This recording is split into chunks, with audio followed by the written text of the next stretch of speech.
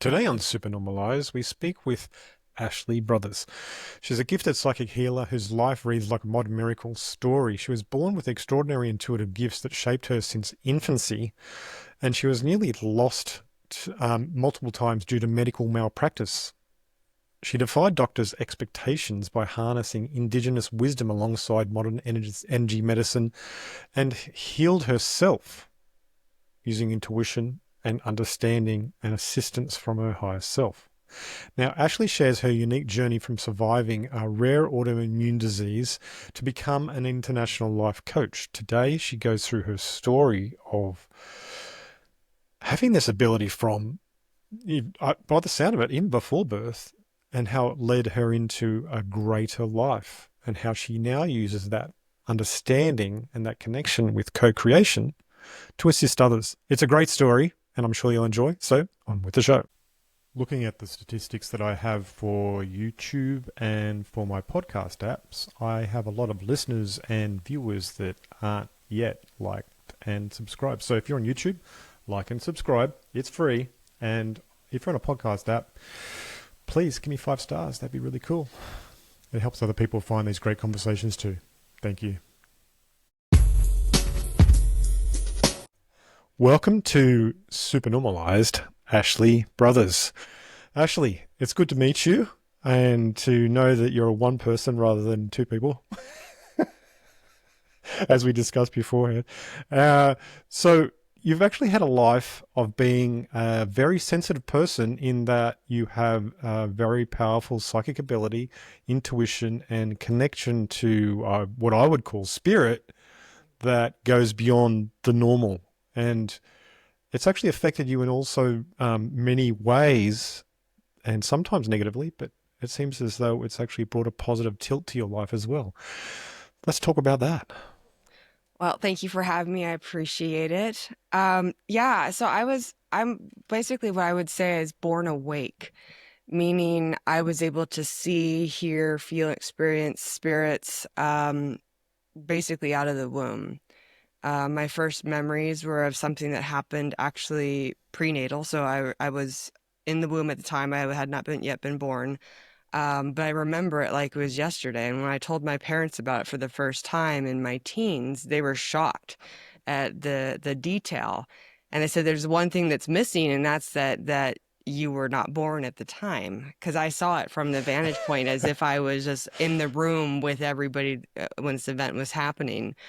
And so from there, I remember, being weighed as a baby, getting my first shots, watching spirits walk around the room. Like I'd hang on the edge of my crib watching these spirits, basically interact with me. And most of them were not pleasant at that age. And so like a lot of people talk about angels and stuff. I did not encounter anything pleasant until I started my training in my 20s. So most of my stuff at an early age was scary. Even premonitions that would prevent accidents or death. So I didn't have a pleasant, like, airy-fairy, I saw heaven type of stuff. I saw the dark side when I started. Right. You had a bit of a rough introduction then. Yeah. But yeah, that's tough. Yeah, my daughter, when she was growing up, she started to have all this contact from spirits as well. And as a part of that, she had witches which were coming to attack her nightly and terrorize her and do all sorts of things. And it was really awful for her, and she didn't know what to do. She asked me what she can do, and I said, well, look, I can make something for you. So I made a talisman for her that actually worked really well, and it actually cleared them out and stopped them from doing things. But she actually also then learned the power of prayer and used that for her ability to push them away. Yeah, I mean, my poor parents could hear me screaming through the floor for years, and they through the vents because I was sleeping in the basement, and they had no idea what to do. And I asked for like a little crucifix when I was like 13 years old. So all these years later, I was just like, can I have that cross so I can wear it? And my dad's like, why? I said, because all that screaming you hear is the spirits are touching me. And he's just like, ma'am, can we have that? Cross now. Yep. Yeah.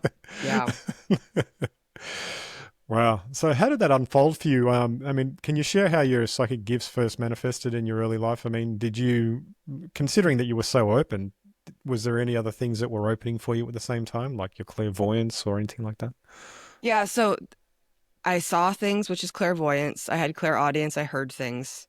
I Yeah. had premonitions, like a sensation or a feeling that something was about to happen, and I would have basically an omniscience, like a knowing that I needed to go to a certain place at a certain time to help somebody.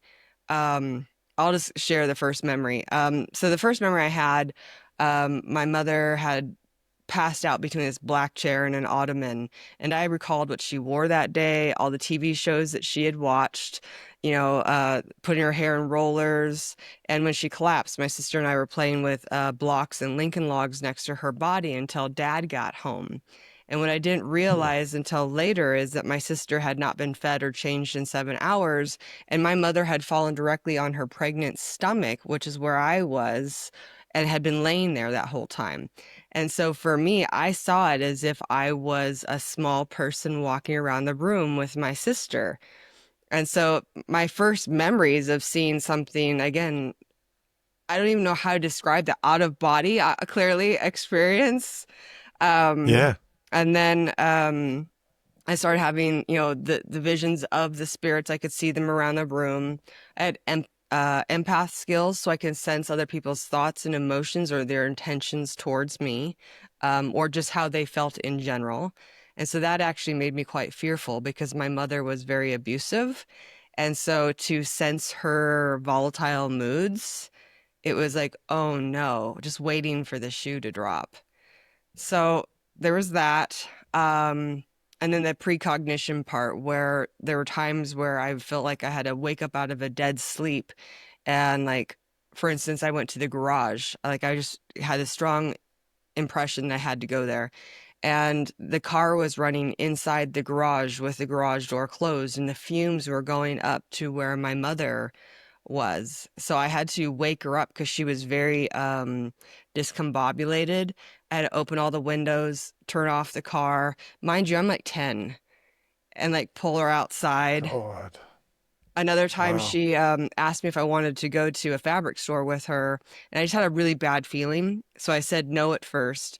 But then as she started pulling out of the garage, the feeling of doom got so bad that I opened the garage door, ran down the alley, and thumped my fist on the trunk of her car. So she stopped.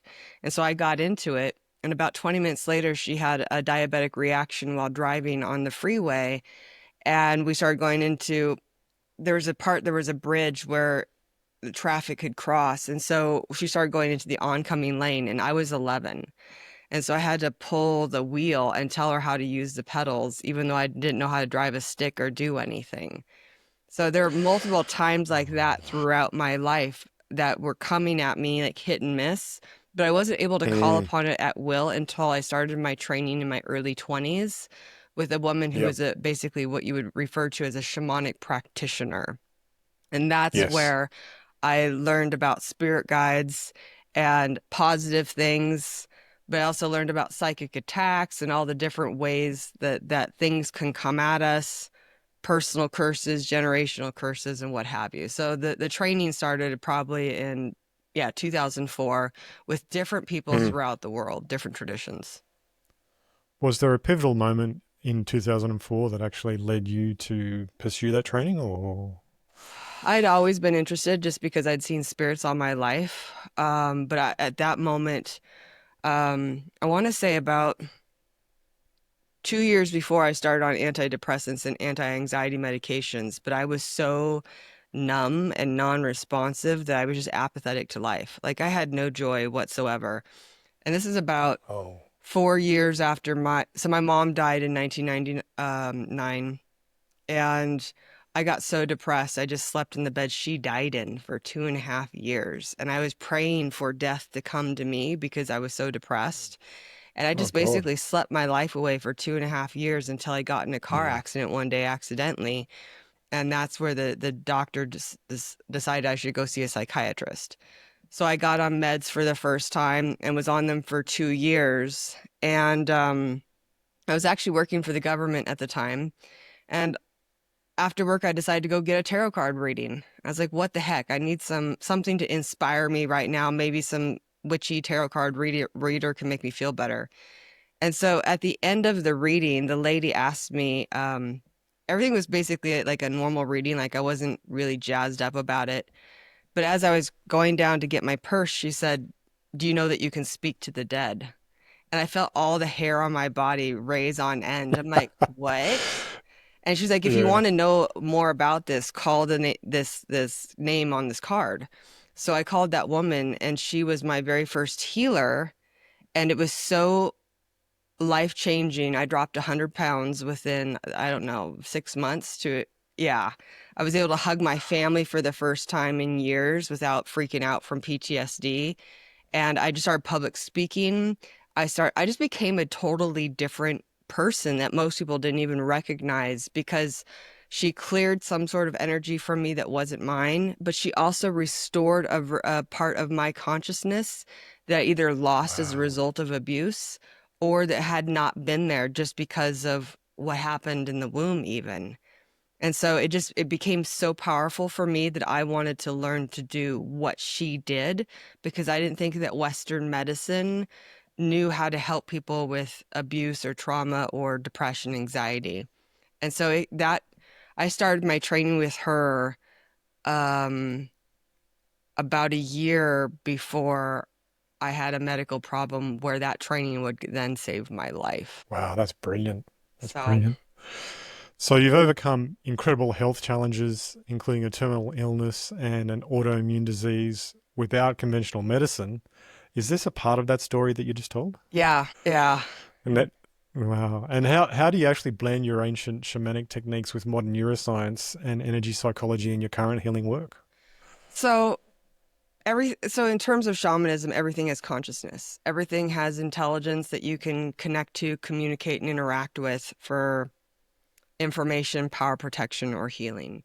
And so just by getting yourself into a meditative state like alpha theta brainwave frequencies that a lot of shamans would use drumming, rattling, singing, dancing, whatever, you can tap Yeah. into alternate realms. And technically, from a neuroscience point of view, a somebody who does neurofeedback would use alpha theta brainwave frequencies to treat depression and anxiety, PTSD and addiction. It also helps regulate your nervous system so that you can go back into homeostasis where the mind and body can heal itself. And so part of this is where it blends in is when you can change somebody's energy enough, it will change what they think and how they feel and how they act. So a lot of times these shamanic practitioners would go into a trance-like state to look to see this how the person's energy was flowing. So for me, I could see if there was like shadow energy attached to a person. I could also discern what that shadow energy meant. Either was a lack of their consciousness or energy, because oftentimes when people go through abuse or trauma, they check out, they dissociate, and so they try to leave their body, numb themselves out, even just mentally, emotionally leave themselves so that they're not being present for any physical sensations. And so, Yeah.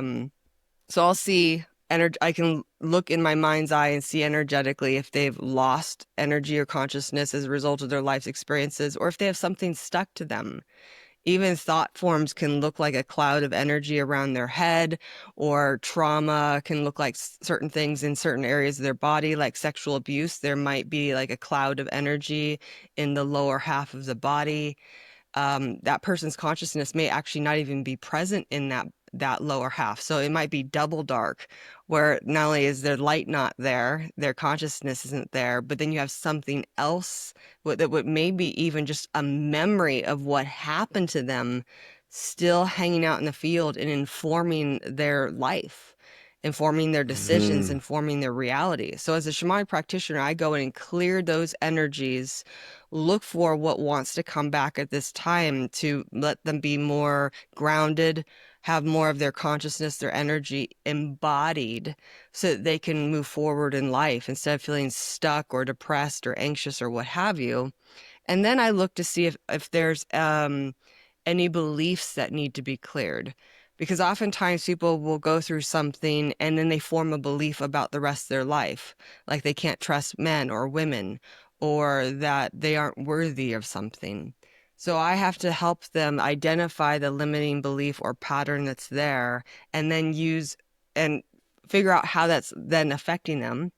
Because that's where the energy psychology comes in, is if you have a belief, then it subconsciously plays like a program in the background. So even though you think you want money or you think you want love, all this old programming is running in the background. So we have to identify what the program is and then use neuroscience to get the brain and body to accept a new program that will override the old one.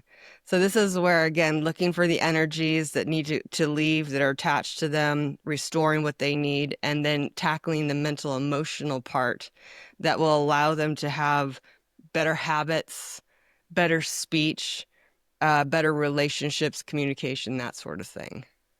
Mm. I know for myself, when I've been through experiences of depression and sadness in my life in the past, that was the time that I've also been open to psychic attack. So Yes. entities come and latch on. They're like, "Well, we like this. This is good energy for us," and they, enhance it. And the thing is, once you're in that loop, sometimes it helps, to find somebody that can actually do this work like you're doing, because you can't even identify that it's on you. You know what I mean? You think that these thoughts and all these ideas are your own, but they're not. They're during a moment of soul loss that comes from PTSD, from shock, from illness, or from just being exposed to awful things. Um, those beings can just latch on and go, okay, now we can have a go. And when they do, you don't know any different until they're gone. You think that it's a part of you and you're part of your ideation and your soul, but it's not. It's not true. Intrusive thoughts oftentimes are something else. Yeah, I would say that too. You know, even if They, if it's a program from a parent or somebody who is mm, abusive to you, it's usually not you. yeah, yeah, You know what I mean? that's We have right. these moments where we get pissed at ourselves and we'll say something, but a lot of times these thoughts that almost sound like a different voice, it's something else. And oftentimes when people go through abuse or trauma, depending on how badly it affected them, they may actually wish their life away. And so there they push out a whole this that happened to me. There they push Yeah, me out a too. whole bunch of their consciousness that leaves a vacancy. And it's like somebody abandoning their house and leaving the door open and squatters coming in and taking up residence. And I've had a lot of people who are spiritual seekers first had trauma and they think that they want to meet their guides and they believe anything that comes up and says, "Oh, I'm your guide." And they allow it to come in and inform their life. And it was just like fresh meat. Yeah. Yeah, exactly, And they get exactly. possessed and they have like all sorts of problems. Or they get a witch book or a some sort of self-help thing or ritual manual and they start doing these ceremonies. They have no idea that they're making deals with dark things. And Yeah, then look, I totally agree with you, and it's just a matter of being more conscious of it and what the outcomes can be. So, I mean, one of the greatest things we can lose is our own selves, and the problem is that these entities work at different levels, so they can actually work from a very subtle level. So it's just like you said, just ideation, all the way through to full possession. I've experienced the whole gamut, and I didn't believe in full possession till I had it, and it's horrible. It's horrible, and yeah. it literally governs your whole life and everything around it. So, and it's very hard to get out, but once you're out, you realize what it was, and you're like, oh no, I can't believe that I allowed myself open for that. But yeah, all power to you for helping kick those out. That's cool. Can you explain what energy medicine means to you and how it affects someone's physical, emotional, and spiritual well-being? Yeah. So everything is made up of energy. Everything has different frequencies of vibration. So, different levels of resonance, I suppose you could say. And so that different vibration can be an emotional vibration. It can be a mental thing. It can affect your physical body even. And so like your emotions all have different ranges or octaves, different like dials on a TV or radio station. You just adjust it a Yeah, little bit. frequencies. Yeah, Yeah. frequencies. There you go. Good job. And so energy medicine is where you are assessing where somebody's at, sort of like a map. You are here and you're figuring out what they want and what you have to remove or restore to put them in alignment with this other thing. You know what I mean? And so if there's like a heavy, dense energy, you have to assess what that is. Because in some cases, it could be people in their life, toxic relationships, or environments. Because a lot of people don't realize that we have a bundle of about 44,000 neurons in our heart that generates the largest electromagnetic field in the body. It's roughly 40 to 60 times stronger than the brain electrically, and somewhere between 100 to 5,000 times stronger than the brain magnetically, depending on how intense your emotions can get. So your field can go out several meters, whereas your brain only goes out a few, inches or centimeters. And so you can't think, speak, or act differently until you feel differently. And so energy medicine, again, is to try to figure out, where are you now and where do you want to be? And if you have somebody, a person or thing in your environment that is stronger than you and it's negative, you will lower in mood, energy, and vibration by a minimum of 50%, 30 to 50%. Wow.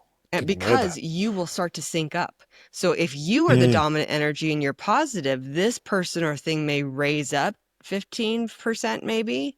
But if this negative energy is more dominant, you will lower. And so the more negative people or environments you are in that eclipse you, it will reprogram you, reset you through what's called entrainment. That's where mm, enough intensity and repetition reprograms your whole field, your mind, your speech, your actions. And so mm, energy medicine, again, is to determine where this person is vibrationally and what it, inside themselves and or their environment needs to be removed or restored to put them in alignment with the type of life they want. Now, you may have to tell them they need to change their diet because, again, there's a vibration there. You may have to tell them they need to do some sort of practice. Or breath work or something, or to remove toxic people or even objects. I've had people where they've written something down somewhere and I'll be like, "What's right here? What's in this part of your house?" And they're like, "Oh no, I don't want it to affect my journal." And they start walking off with it. I'm like, "What's in that book?" Because the feeling it's generating its own vortex. What's in it? And one person said, "Oh, it's my blood, sweat, and tears of building my business for 20, some years or whatever." And so when a person has objects in their house, either from estate sales, people who died, because you can have death pollution energy in your house, or you get mm, things from other people that may be mean or rude or just went through a bunch of fights, you may be bringing that energy into your house. And so people do not realize that even if they go to like overseas and they get an effigy mask, they think it's a pretty mask from Africa or East Asia or something. It may actually have a spirit in there that has its own agenda. So energy, I mean, when you're dealing with energy medicine, you're not just dealing with the frequency, you're also dealing with the consciousness in it because everything has this intelligence. And so again, if it eclipses you, even the practitioner has to be strong enough to eclipse the client. Otherwise, the practitioner may absorb the client's stuff. And so this is where it's mm, like you have to use a certain techniques. It could be Reiki, like universal life force energy, where you're laying your hands on somebody or sending energy long distance.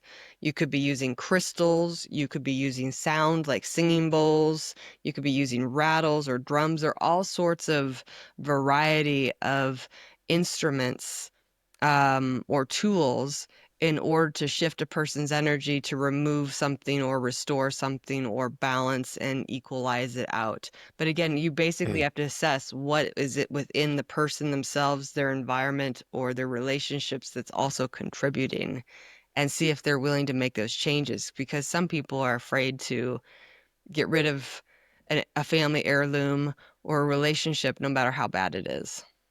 Well, they could cleanse it as well if they knew how to. So, but they probably don't even think of that. So, Well, in some cases, though, it really depends. I mean, if you bring an object from a torture chamber, do you want to cleanse that and keep it? oh, but why would you keep that? Well, some Seriously, people love it.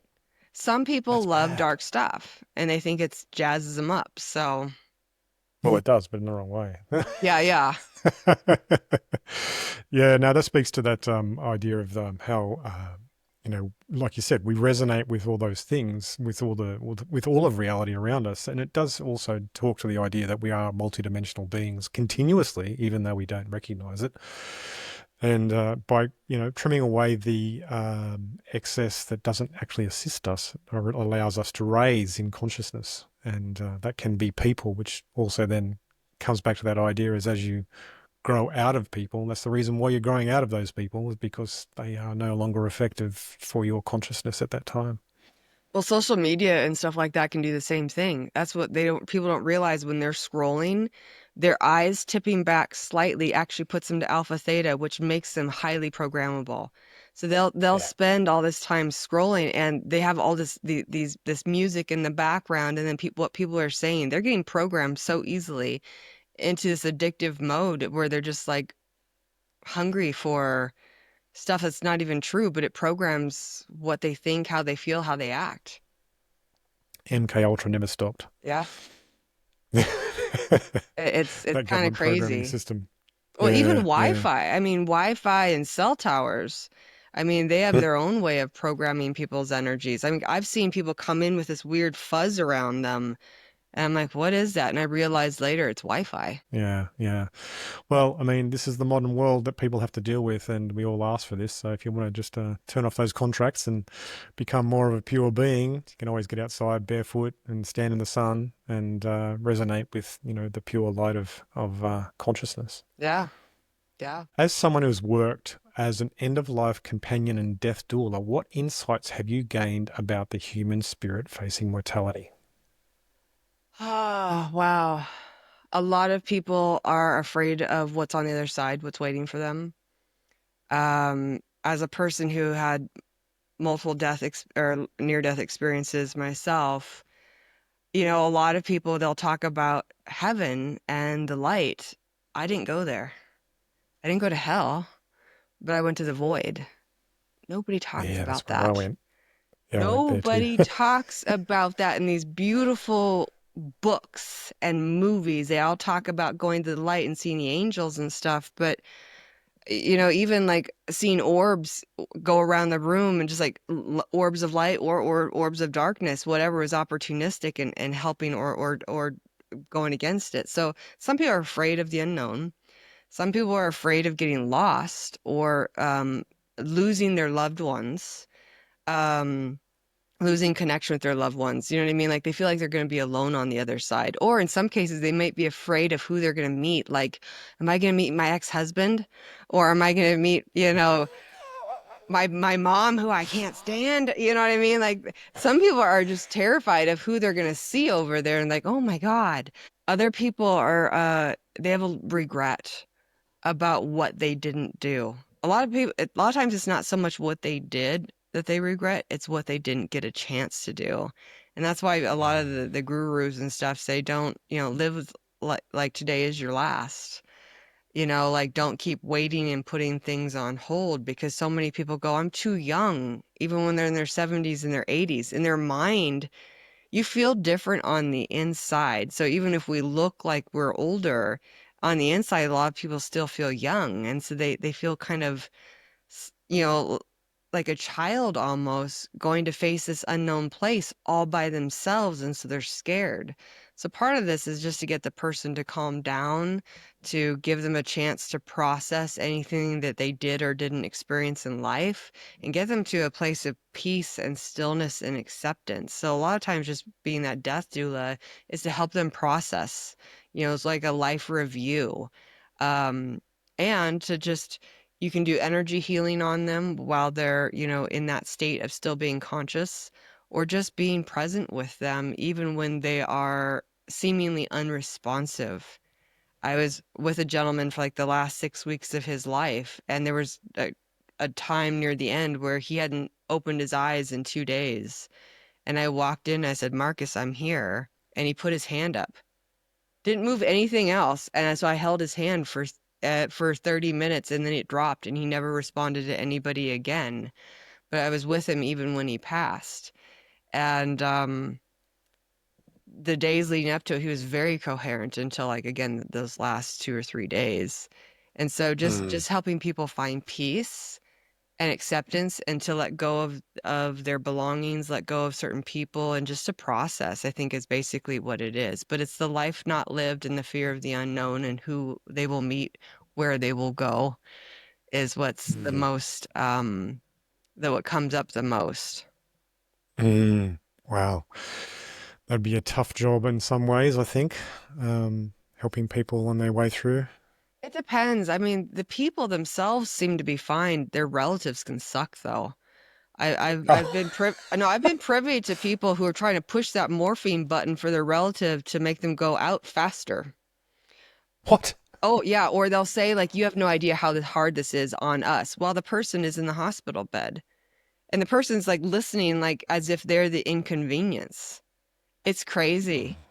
So sometimes people are fighting right in front of the person. Sometimes they're saying terrible things. I'm like, this is where it's not good. And so I've stepped in and like, it's time for you to go now. You know what I mean? Or like, hey, let me have this moment. You know what I mean? And so I just sort Mm. of become the buffer between my client and their relatives who are just greedy and like vultures. And that was actually something that Oh. happened with me when I had the terminal illness at the time. I had to prepay for my cremation. I got my urn with my thank you cards for my funeral because I was that close. And I had people asking me how much money they would get if I died, or how much money they would get from my medical lawsuit if I survived, because my disease was medically induced. And so Oh my I had so many people that were putting their list in of what they wanted while I was barely clinging on with a thread. I mean, it was so gross. I just cut people out of my life. In fact, I sold my house. I left the state that I was living in, and I never went back, and I didn't contact any of those people. God. Yeah. They Yeah. clearly were not friends. They're not So, batting for you. oh yeah, but it's unbelievable how many people are just like waiting. And so I think that that's one of the things, is protecting the people who are vulnerable, in those Mm. moments. And it doesn't matter, if Mm. they're young and they're old, if they're in the hospital, at home, or nursing home facility, or whatever. It's just really helping them to find peace and clarity and acceptance of wherever they're at, so Mm. that they can exit from a good place, because you sort of come in with the energy that you left with, or you have that potential to do that. So if you can help people find peace and acceptance, so they don't have to repeat that either on the other side or in another life. Because my mom, when she died, she haunted us for 15 years. And so I had to do some Wow. massive healing on her before she would just leave us all alone, and actually come back as a very calm person who was unlike anything I knew while she was alive. She's actually quite, funny and jovial now. So yeah, it's kind of nuts.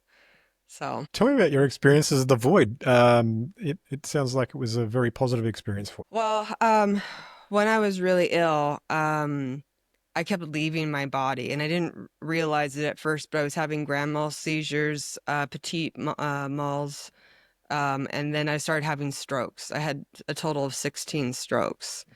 And you. Wow. during one of the seizures, I had popped out of my body, and it was like I was hovering above the earth, and I was just in space at the time.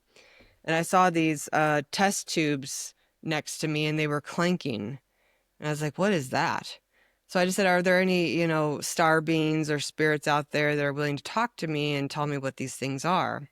And one showed up. So I asked him, like, what are these test tubes? And he said, those are the years of your life. I said, why are they clanking? He says, you're having a seizure. It's the first time I even knew I had a seizure. Nobody had ever told me. And then I said, what's the dark blue test tube? And he said, that's the year of your death. So I counted them, and it was that year.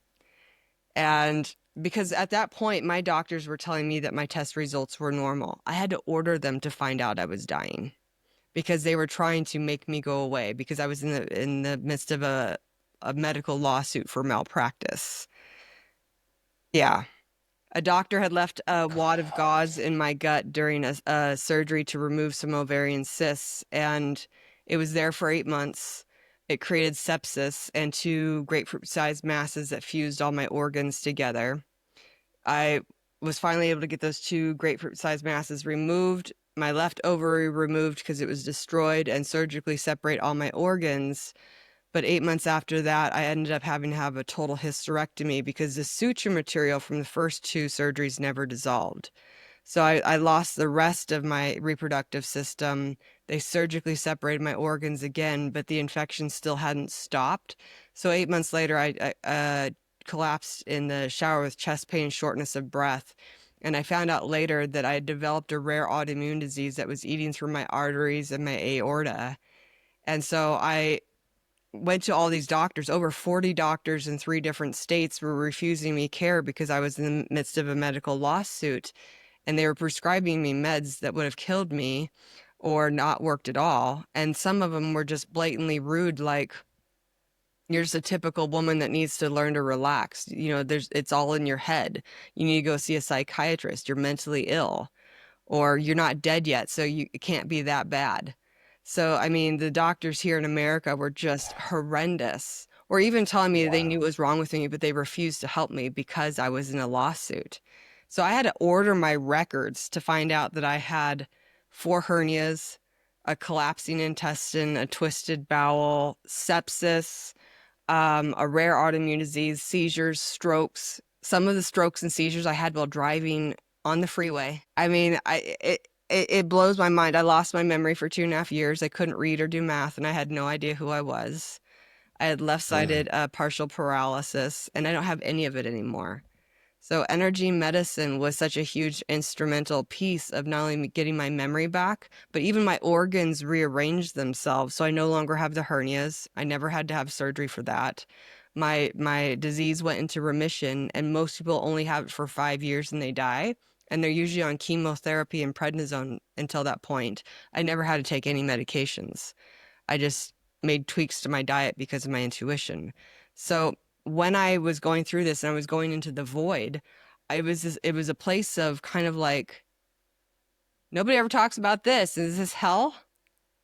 You know what I mean? It's kind of a weird thing because all the books, all the stories, all the movies talk about this golden heavenly place, and I never went there. And so I was like, what's Mm. wrong with me? I'm like, did I make a Yeah. bad deal somewhere along the way? But Mm. over time, I just was like, I have work to do clearly. If my goal is to get to a heavenly realm or to a place of light, I'm not going to go out like this. I'm not going to get stuck in between worlds, lost along the way, be earthbound. So it was a pleasant place. There was no pain there. I don't fear it anymore.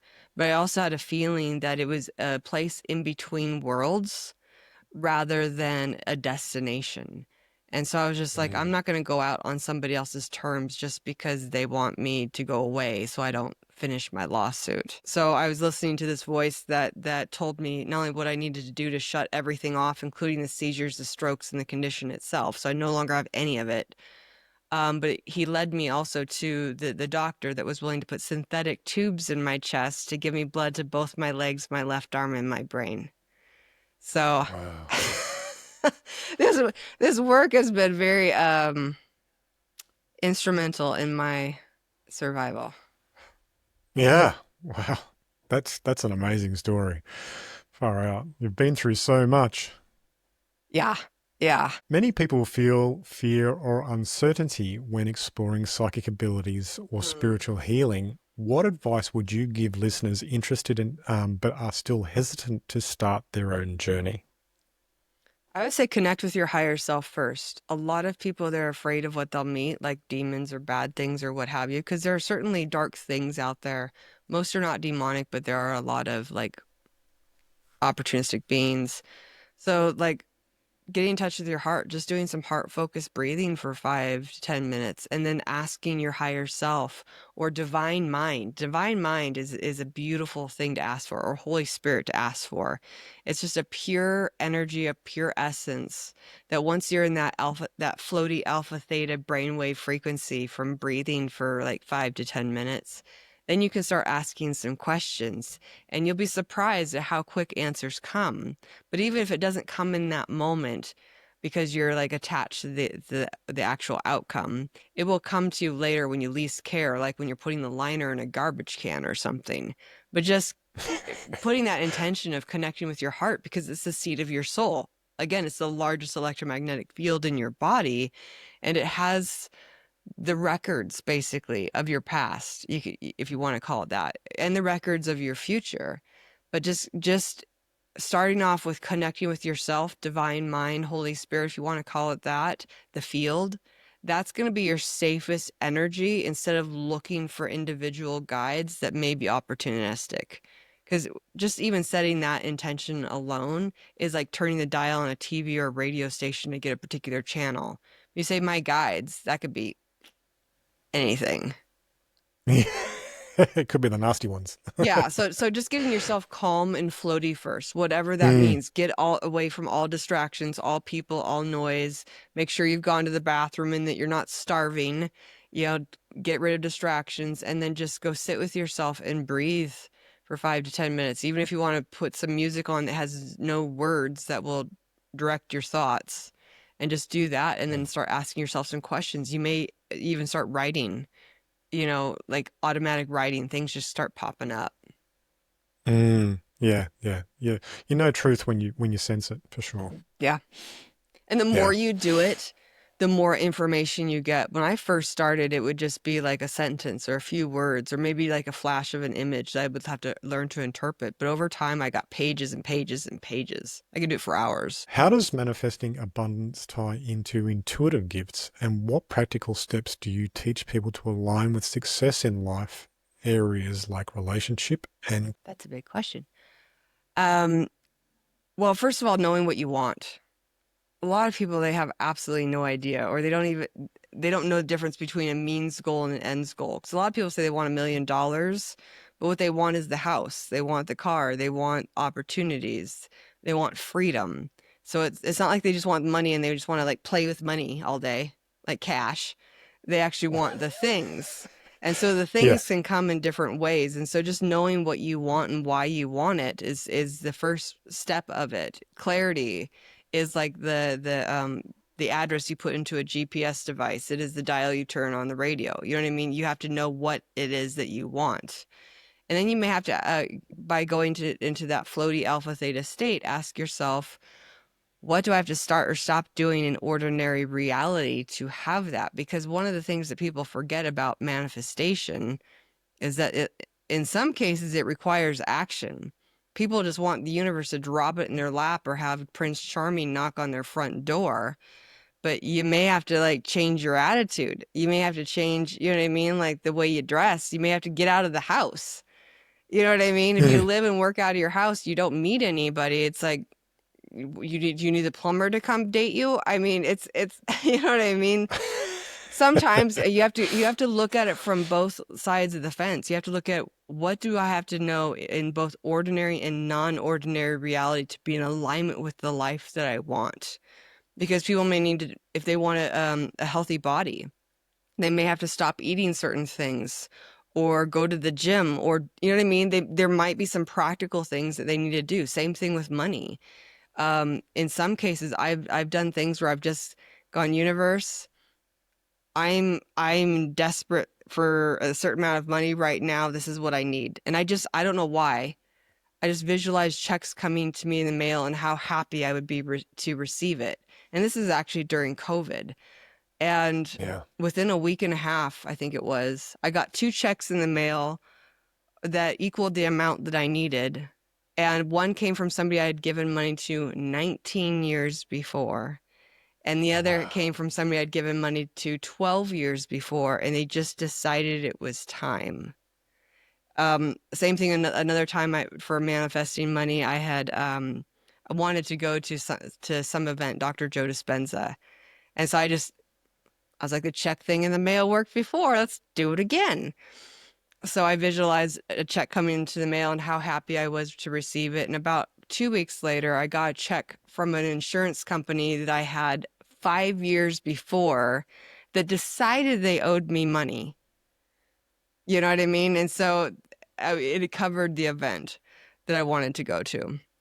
But in terms of relationships, oftentimes people have these weird fantasies in their head about what they want, and they may actually try to force somebody who's not healthy for them to be good to them. And this is where you have to be really careful. Like, let's say they're in a toxic relationship with a narcissist, for instance, Mm. and they keep visualizing this person's going to turn into Prince or Princess Charming and suddenly become who they want them to be. They're overlooking red flags or ignoring them. And so part of this is to go, okay, what are the qualities of the type of person rather than trying to force that particular person to become somebody else?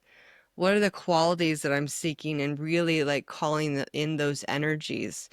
Um, it could be through visualization, visualization paired with the matching emotion, like the joy of receiving something.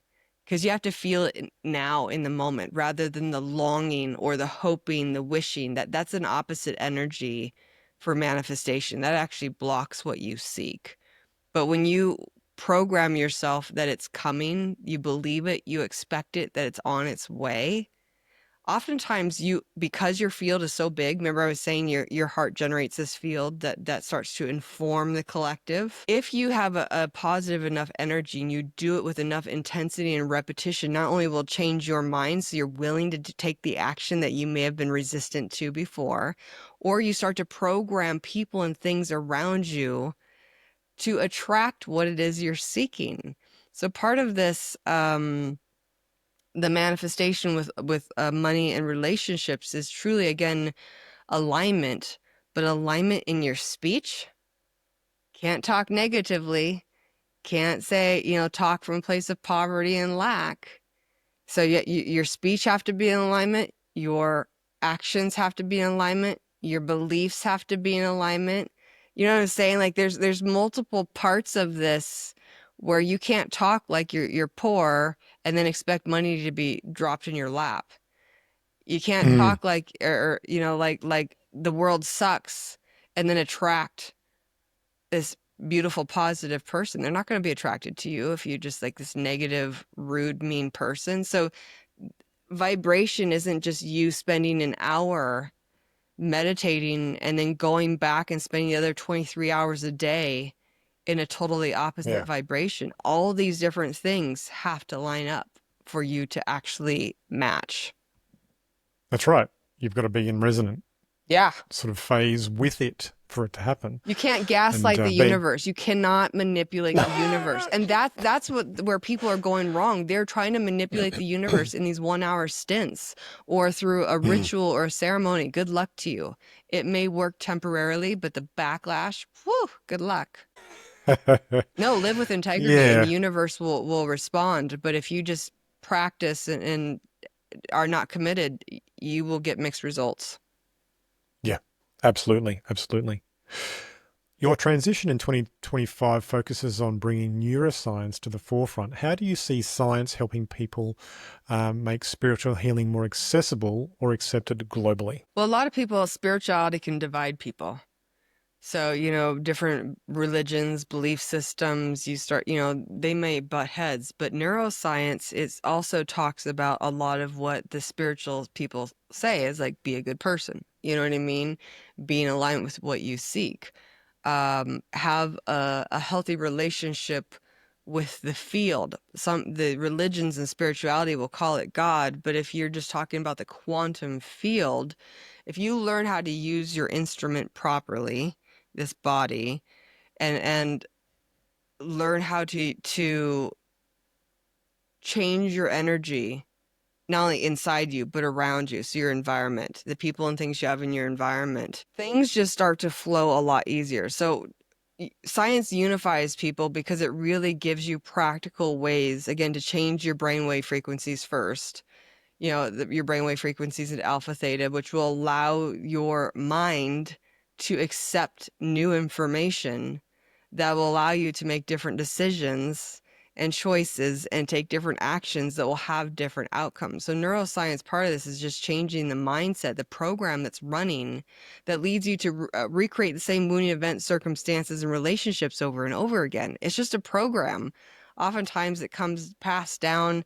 It could be in our DNA, from our ancestors, a fear of a certain thing, or a belief system, or it could be something that somebody actively programmed into us at school, at church, in the military, from our family.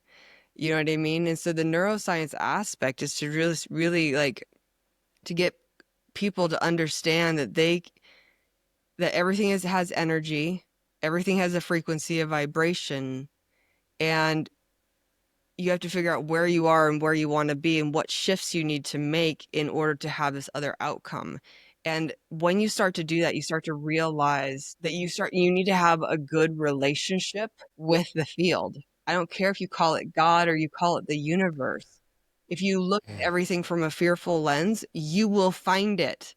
If you look at it from a positive lens, you will find it. That's the whole double slit experiment. Wherever you look for the electron, there it is. And so, you know what I mean? So neuroscience really is teaching people to actively participate in their own miracles, in creating a field that is like a blessing or a miracle or a curse-like energy. You're really teaching people how to responsibly participate in this co-creation that's here. I don't know if that I makes was sense. just waiting for you to say that word. Yeah. I'm thinking if she's talking about co-creation, great. Yes, it is. And so that's where neuroscience comes in. It's like a lot of times with people, I'm like, when they have certain things about their life, I'm like, what is your belief about that? Oftentimes, if people don't have something, they have a belief about it. And so you have to change Yeah, the belief. And that's where the neuroscience comes in because it can be such a strong resistance to change, especially with addictions. Or if you have like certain negative relationships, some people, no matter how bad that relationship is, they cling to it because they're so afraid of being alone. So they rather have toxic than nothing. So getting people to just change to a brainwave frequency that is sort of like neutral, they can see the truth, and once they see it, they can't unsee it. And then they're more willing to make a change because before they had this strong belief system that was anchored by a feeling. If you can change the thought and anchor in a new feeling, it will replace the old one. So that's where the neuroscience comes in.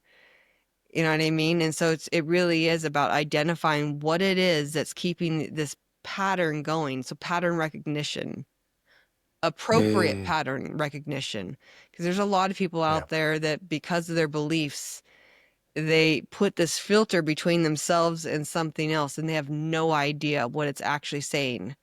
They're like, oh, I saw an eagle. That means I'm supposed to marry this jerk. Like, no, that eagle is probably going to feed its baby. But because they're programmed to that excessive pattern recognition, like it's 11:11, I'm supposed to eat that hamburger that I know I'm not supposed to eat. You know what I mean? It's just like my guides are giving me the thumbs up, and I'm just like, okay, no, you're looking for evidence that it's okay, or you're looking for evidence that something's not okay. So it's again, it's getting into these places of well, true pattern recognition and change and co-creation. And if a person sees themselves as a victim of life, they will never have positive co-creation. definitely. I've actually been in that sort of bit of madness with connecting to things too much. Oh, me too, I which is think we, why I'm I, now like, oh my God, don't do it. Don't do it. but yet once you've been through it and where it can take you, you're like, okay, well, yeah, that's another form of being, you know, taken over, controlled, possessed in some ways with ideas, which can have their own power and energy. Well, I had I got to a point where I was so fed up with the way things kept playing out for years. Like, universe, show me my role in every toxic relationship or situation. And they're like, are you sure? Oh, that's a good one. And That's a so good I one. got so not being resistance, I got myself into that floaty place for like 10, 15 minutes. I'm like, okay, show me my role in this, this, this, and this. And they're like, with toxic relationships, I was a people pleaser. I ignored and overlooked red flags. And I assumed that the horrible feeling I had in my body was old trauma. I didn't want to believe it was current trauma. Been there. You know what I mean? And so like, or Yeah. with money or certain things, I'm like, this is where I'd gone wrong with money, or this is where I'd gone wrong with certain other things. I'm like, oh, and instead of going into guilt and shame, I just allowed myself to stay in that neutral, floaty place. I said, now what is the solution so that I have a different outcome? And Yes. I mean, so I started to get the roadmap, but I had to be in a place of utter neutrality first. I had to be willing to see the truth in order to change it because I've had over 177 clients since January 2023 overcoming narcissistic abuse, and almost all of them thought they met their soulmate, their twin flame, or their past life lover because this person felt familiar. No, this person profiled them, love bombed the heck out of them, and then treated them the way they're probably their toxic parent treated them. And they went Yeah, I was into going the to say same that. patterns of behavior that they had before and wondered why they had the same outcome. So this is where Mm. I get kind of weird about the spirituality aspect is that is only one filter. This is why we have to look at it from both sides of the fence, no matter what it is, a problem or a solution. What is the ordinary and non-ordinary problem and solution for Mm. everything? Because Mm. it's a Mm. multifaceted thing that needs to be looked at. Yeah, yeah, yeah. Well, it speaks to that idea of a consistent and conscious stepping back from where you are to be able to see what's actually happening. Yeah, you have to see the pattern and if you don't play your role, other people can't play theirs. And Yeah, so that you're the only one that you can have any measure of control with. And then at some point you sort of also have to like let go and let God, let the universe play a hand. exactly. Ashley, we've come to the end of the podcast. How do people find you and work with you and learn more about your way? So they can go to my website. It's Bones of the Earth, BONESOFTHEEARTH.